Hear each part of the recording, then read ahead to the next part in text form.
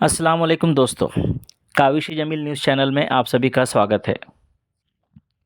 कल महाराष्ट्र विधान भवन में जो मामला पेश आया था, अब उस मामले में विधानसभा अध्यक्ष राहुल नार्वेकर ने कार्रवाई की है।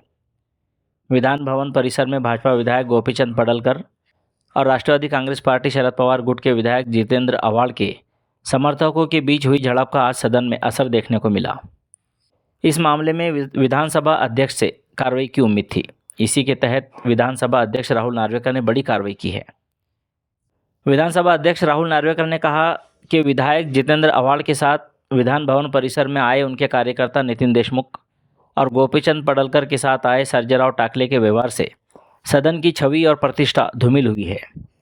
मैं इस मामले की जांच और विशेषाधिकार हनन के तहत उनके खिलाफ कार्रवाई के लिए विधान भवन विशेषाधिकार समिति को सौंप रहा हूं। साथ ही दोनों के खिलाफ आपराधिक कार्रवाई भी की जा रही है। नार्वेकर ने कहा, विधानसभा में आए देशमुख और टाकले के आपत्तिजनक कार्यों ने विधानसभा की छवि और प्रतिष्ठा को धूमिल किया है। इसलिए विधानसभा के इन दोनों सदस्यों को सदन में खेद व्यक्त करना चाहिए। उन्हें ये भी सुनिश्चित करना चाहिए कि भविष्य में ऐसी घटनाएं दोबारा न हो। साथ ही उन्हें ये भी सुनिश्चित करना चाहिए कि सदन की छवि और प्रतिष्ठा बढ़े।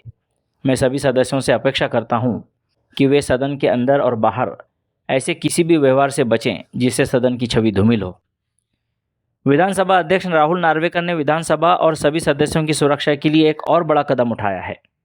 नार्वेकर ने स्पष्ट किया कि अब सत्र के दौरान केवल विधानसभा सदस्य, उनके निजी सहायक और सरकारी कर्मचारी ही विधानसभा परिसर में प्रवेश कर सकेंगे। उन्होंने दोहराया कि अन्य व्यक्तियों को प्रवेश की अनुमति नहीं होगी।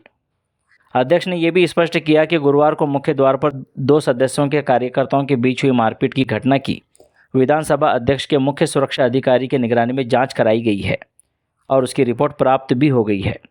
उन्होंने कहा कि विधानसभा इस रिपोर्ट के आधार पर कार्रवाई कर रही है। अध्यक्ष ने सभी सदस्यों को याद दिलाया कि विधानसभा की उच्च परंपराओं को बनाए रखना उनकी संवैधानिक जिम्मेदारी है। दोस्तों, इसी तरह की खबरों को देखने के लिए चैनल को सब्सक्राइब, लाइक और शेयर ज़रूर करें। साथ ही अपनी राय भी रखें। धन्यवाद।